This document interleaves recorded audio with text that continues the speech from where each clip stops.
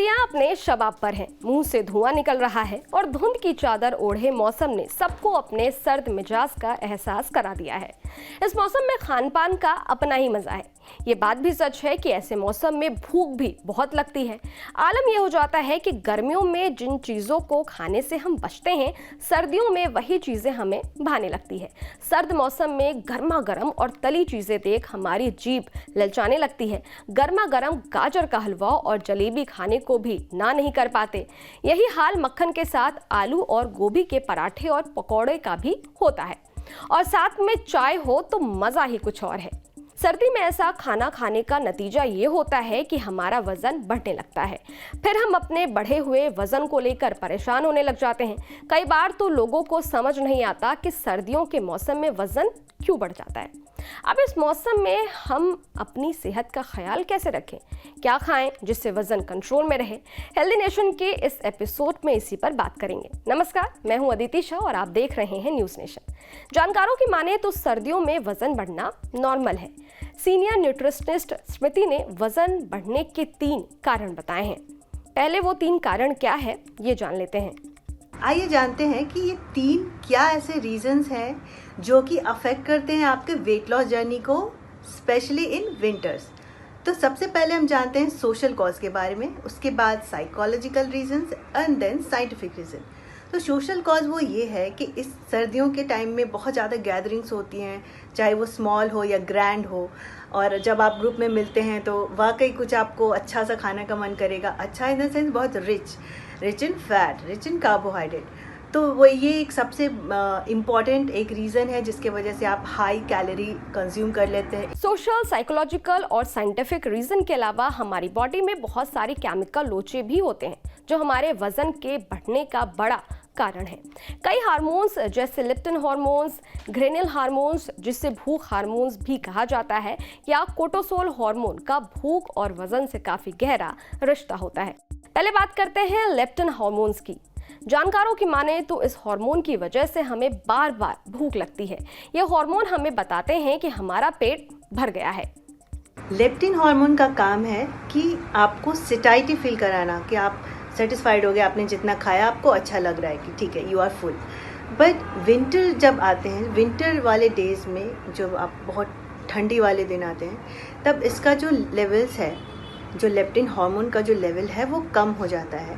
इसके वजह से जो आपको जो फीलिंग ऑफ सेटाइटी है, जो फुलनेस है जो आपको खाना खाने के बाद लगता है, वो डिक्रीज़ हो जाता है। और जैसे ही वो सिग्नल ब्रेन तक नहीं पहुंचा कि आप फुल फील कर रहे हैं, दैट मीन्स आप फिर ज़्यादा, you are tend to eat more, आप ज़्यादा खाएंगे ही, या फिर कुछ भी आपको कुछ अलग सा खाने का मन करेगा।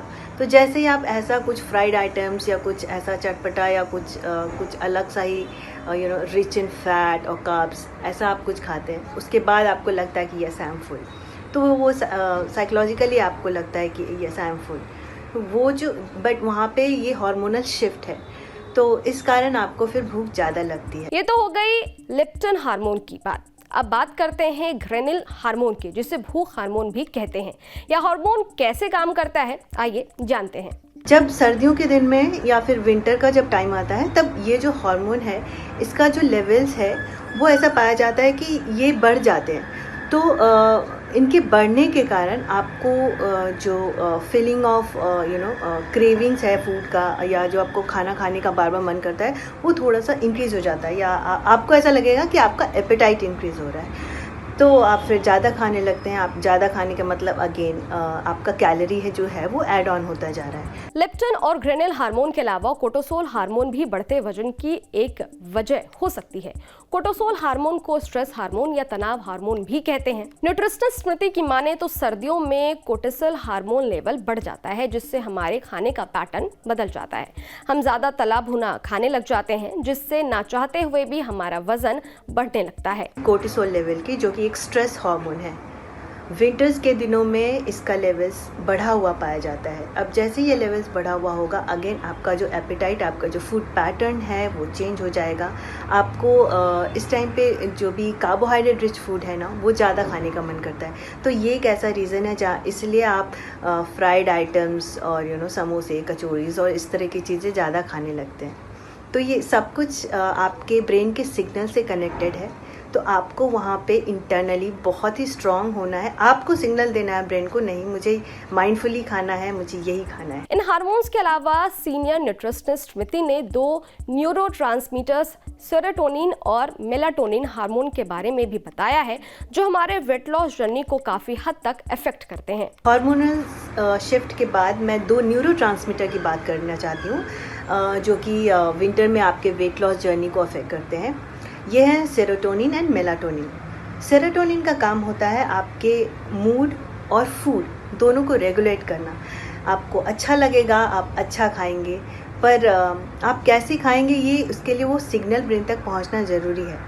तो सेरोटोनिन जो है ये आपके फूड एंड मूड को बैलेंस करता है, लेकिन विंटर्स के दिनों में अगर आपके बॉडी ने ज़्यादा सनलाइट एक्सपोजर नहीं लिया, अगर आप बाहर सनलाइट में धूप में ज़्यादा नहीं जाते हैं, तो सेरोटोनिन की मात्रा कम हो जाती है और ये मात्रा कम होने के कारण ही आपका जो फूड पैटर्न है और जो क्रेविंग्स है वो चेंज हो जाती है। आपको पर्टिकुलर फूड के लिए बहुत क्रेविंग्स होगा, मोस्टली कार्बोहाइड्रेट रिच फूड के लिए आप वो ज़्यादा खाने लगे। ये तो हो गई सेरोटोनिन हार्मोन की बात। अब बात करते हैं मेलाटोनिन हार्मोन के बारे में। मेलाटोनिन का काम है कि आपके स्लीप और वेक साइकिल जो है उसको मेंटेन करना।